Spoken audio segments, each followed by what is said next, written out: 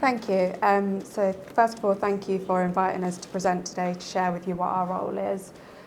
Just to introduce ourselves, we're mental health and wellbeing practitioners from the first cohort. We've just recently graduated from University of Worcester. We are based in Coventry and Community Mental Health and Wellbeing team. I'm Heather. I'm Samaya. I'm Mariam. I'm Evgenia, but you can call me Eve. Next slide. Well, I'll start by explaining a little bit what our role is. One significant part of our role is to support our service users, their families and their carers in planning appropriate care and help them access the best professional and community resources available. Care planning involves information gathering, information giving, and creating a shared understanding of what's important to the service users. What was I saying? Developing a shared understanding and setting goals and making shared decisions about how to improve their well-being.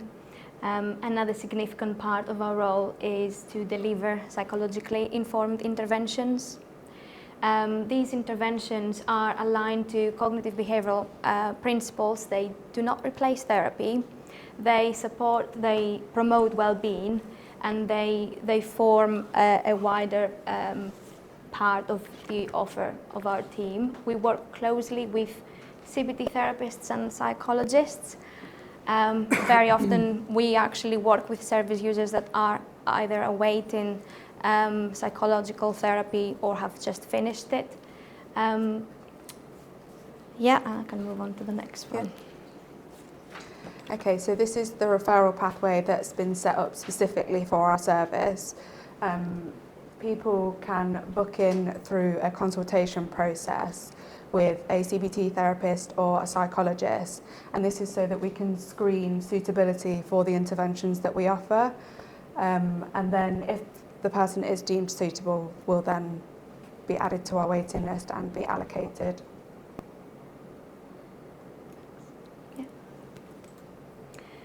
So we trained to deliver 6 psychologically informed interventions. These are behavioral activation, graded exposure, teaching problem-solving skills, encouraging good sleep, recognizing and managing emotions, and building confidence. We also deliver the Dialogue Plus intervention.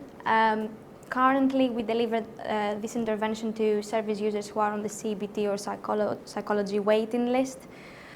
For people who don't know what the Dialogue Plus is, so it's an intervention based on the Dialogue scale, which measures the service user satisfaction with various aspects in life, such as physical health, mental health, accommodation, friendships, relationship with family, etc. And it uses a solution-focused therapy approach and promotes a structured conversation that uses problem solving, trying to help them improve these areas in their of life. Obviously the one thing to add is that the Dialogue Plus product is actually a co-produced care plan in the end. And I'd also like to mention that we have been involved in groups that are offered by psychologists or CBT therapists, such as the OCD group, the stabilization group.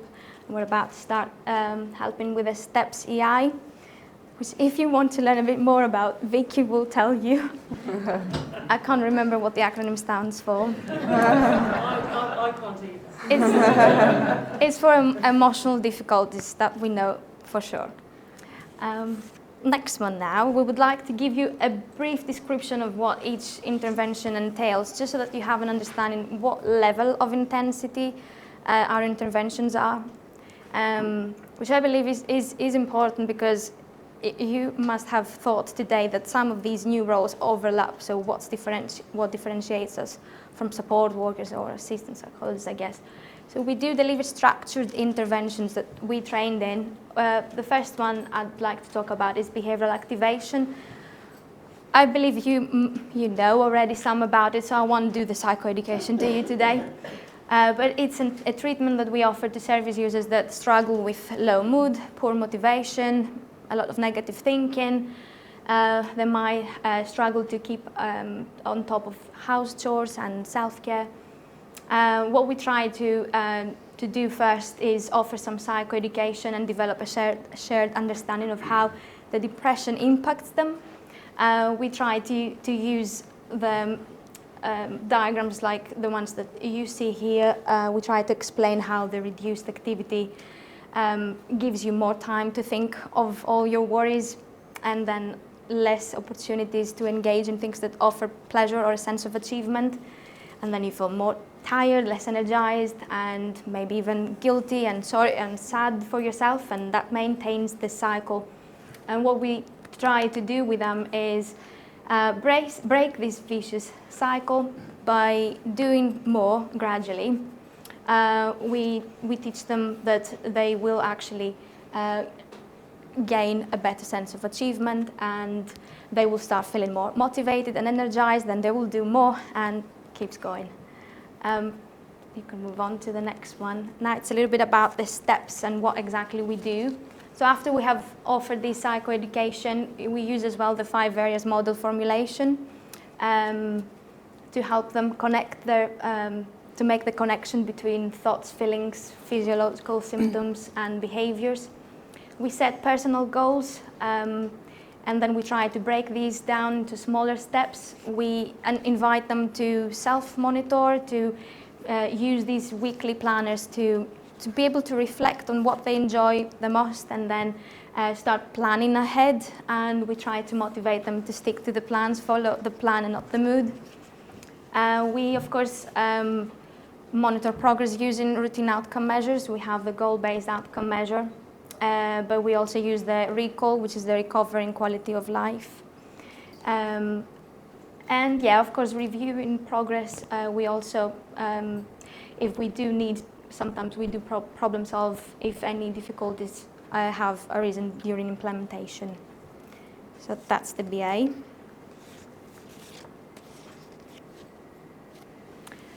Okay, this one is the graded exposure. So this intervention is suitable for people who experience anxiety and they avoid a certain situation, feared situation or an object.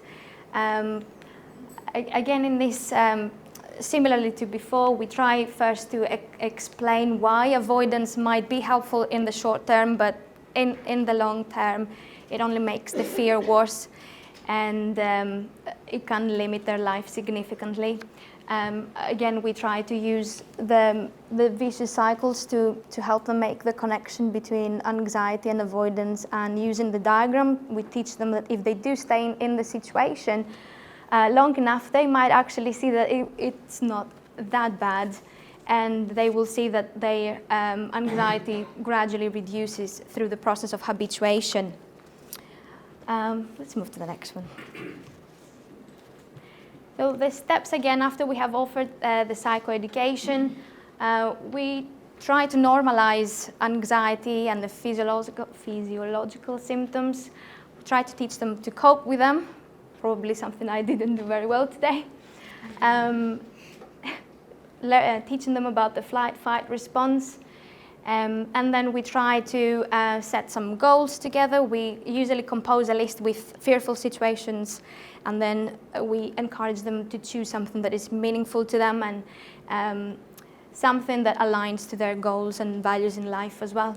And then we create the anxiety ladder, always starting from situations that are more manageable and building on that.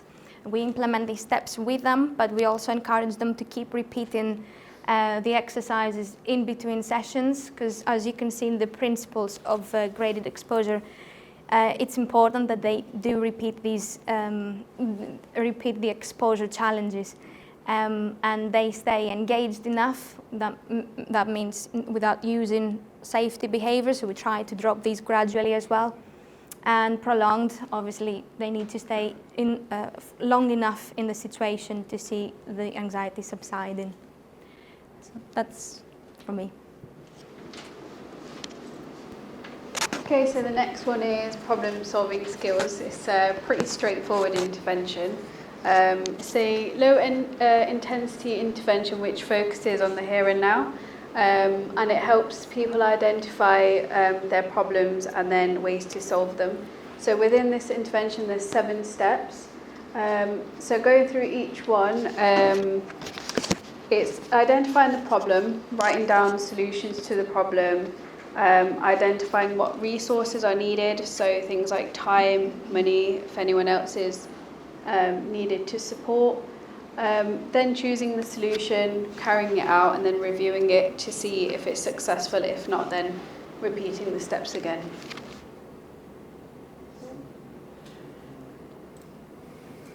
Okay, so the sleep intervention, well, I guess we all know that sleep is a basic physiological human need that's essential for maintaining mental health and well-being, and it's during sleep in which we can support healthy brain functioning and physical health for optimal functioning. Our intervention focuses on 3 factors in particular, which is consistent timings, building sleep pressure, and feeling calm and relaxed before going to bed, so elements of sleep hygiene. You can see sort of the 6 steps on here, but if I just briefly touch on the 3 that I've mentioned. So the setting the sleep windows, looking at consistent timings, so that's setting SMART goals with the service user in terms of quality of sleep and duration of sleep, and then it's also looking at keeping consistent timings with our circadian rhythm. And then the building sleep pressure looks at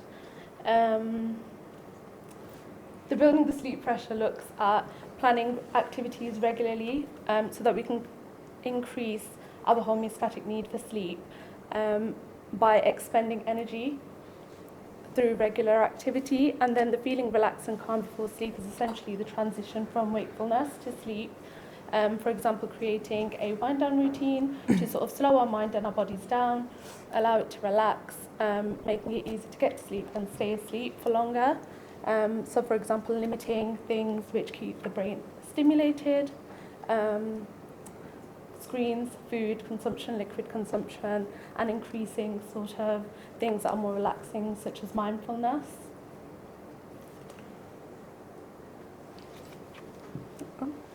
So we've got managing emotions. So this intervention helps clients to recognise and manage their emotions and re-establish a more positive relationship with their emotions.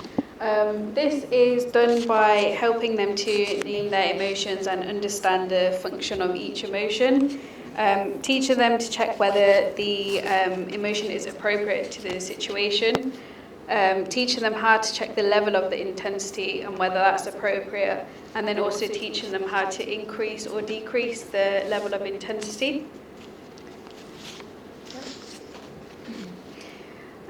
So we often focus on the mindfulness of emotions. So pausing mindfully and reflecting is putting a space between the itch and the scratch. So we teach clients to do this so they learn to read their emotions before acting on them, which helps to reduce any internal responses of fear.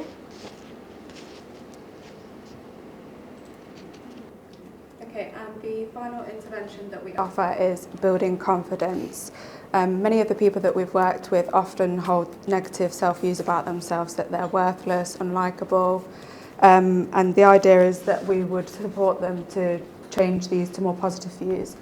The way in which we would do that is we would support them to identify values and strengths that are meaningful to them, and we would encourage them to make an activity list based on these values and strengths so that they can see them in action, and support them to plan the activities. In order to pay attention to the positives, we would encourage them to keep a positive data log. This can keep in sorry. And then we would review the progress using the requal and the goal-based outcomes. Thank you. I don't know.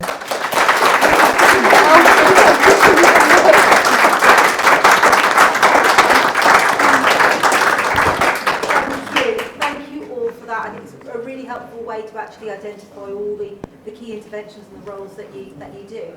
We've got a few minutes So if anybody's got any particular questions now, otherwise please use the Menti. I should have also said to you also apologies for this. Whilst we haven't got a break, we've got one of the house outside. So if you do need to go and grab a drink or anything, just please do so whenever you feel the need. But any reflections? Sylvia? Sorry. Can I just ask, how does this role differ from a PWP, a psychological wellbeing practitioner? Because it seems that it's very similar. So what kind of services are you embedded in, and what's the difference or similarities as well? So there is a lot of similarities. It has been compared to the PWP role. The mental health and wellbeing practitioner role is intended for secondary services and more severe mental health. So we're less pressured with the amount of time that we might spend with people. Yeah, I don't know if anyone else wants to add anything. Yeah, I was just saying, these are for secondary care, so this is the first time we have the involvement in secondary care, and the needs of people in secondary care can be quite different to those in primary care. Can you pass that microphone back? Thank you. But one of that, I think there was also something, one of the other questions, Sylvia, was around what other areas our mental health wellbeing practitioners are located in as well. So I know, Jacob, you've got a question, but I'm wondering whether anybody else, Sue, do you want to offer a commentary more on this perspective? A lot of people might know, but the roles are based on, they're extended from the PWP role, aren't they? All the wellbeing practitioner roles, but we've got mental health wellbeing practitioners, and others in front of me will know, in all of our mental health teams across psychosis, and intervention, dementia, older adult services, DBT, eating disorders, I think. Not sure about all the of our children's health. Big community teams or inpatient? So that's the conversation that's in our community mental health, but that is a conversation that we are having, and our colleagues in Midlands are involved in the pilot in prisons and in drug and alcohol. But that's a conversation I was having with Adrian and Helen Smith earlier about the inpatient role. It's currently a community role. Yeah. I have worked in inpatient. I could definitely see the use of the role in inpatient, having worked in both inpatient and now doing this role. Thank you. I know Jacob's got that. Ben, do you want to say anything in response to that? If so, do you need the mic? Well, I think only to say, I guess, as the roles evolve, we are trying to look at ways of them being safely embedded in other areas. So I think while we're involved in a pilot around prisons and looking at drug and alcohol, I think part of the plan for us is to do that in a very carefully planned way, supporting the individuals. And I guess much like with all the new roles, ensuring that they fit into that broader community of psychological practitioners. But we'll be happy to kind of report back as things move on over the next year or two. Thank you. Thanks, Ben. Jacob, I think you've got the mic. I do. Just before I bombard you with my couple of questions, we'll say fantastic presentation. I can imagine it being really difficult being the first cohort, being the sort of guinea pigs almost, of this new role being rolled out. I do come from a sort of IAP background, so I know there's some similarities between sort of PWP and MHWP, but I'm really curious about how referrals are deemed appropriate for you guys to work with, because I know sort of from meetings that I've had and sort of things I've read, I know sort of those boundaries can be a bit blurred sometimes. They can be across the board. In terms of the referral, they are screened with psychologists and CBT therapists. So it's typically them that are they're screening to see if they're appropriate. But also for the interventions, we do have people that are more suitable for the interventions. Also, risk is something that is considered when people are referred. So if people are high risk or not deemed stable at the moment, then they wouldn't necessarily be considered at that time, but it doesn't mean that they won't be added in the future. The timing is also another factor that we consider, because we work with people, with service users who have experienced trauma most often. So sometimes we need to decide whether do you start with the trauma work and then you do any graded exposure, or vice versa. So sometimes there's no clear rule for that. We have to sit down all together and I suppose do pros and cons and see what's the most appropriate for each individual. Yeah, absolutely. No, I can imagine that comes with some challenges, and as time goes on and the role develops, I'm imagining those issues will be ironed out. one thing I wasn't aware of is that you guys do interventions while somebody's on wait list for CBT or, you know, psychology intervention. I mean, how successful do you find that? Do you think does that work typically, do you think? It does, and sometimes we have seen people that didn't need the psychological therapy after our work. I've worked personally with a service user. We did the graded exposure. After we finished that piece of work, he didn't need to continue his CBT treatment. I've done confidence building with somebody who now was meant to start doing his trauma work. He doesn't want to do that anymore, and he seems to be okay for now. So it seems that our interventions could potentially alleviate some of the pressure that the psychology and CBT team has. I think as well, just from personal experience, that also comes down to the same with therapy as their readiness to engage and their motivation to change. Thank you. I'll move. Like my 2 questions are enough. That's it. Who's next? You are sitting my first, please. Thank you. Thank you.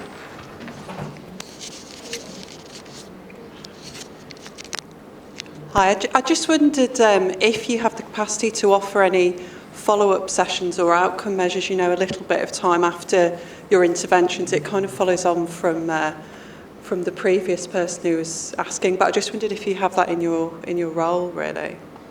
Yeah, we do have routine outcome measures. So usually what I do after I've finished with a client, I'll follow up in a month's time and just see how things are.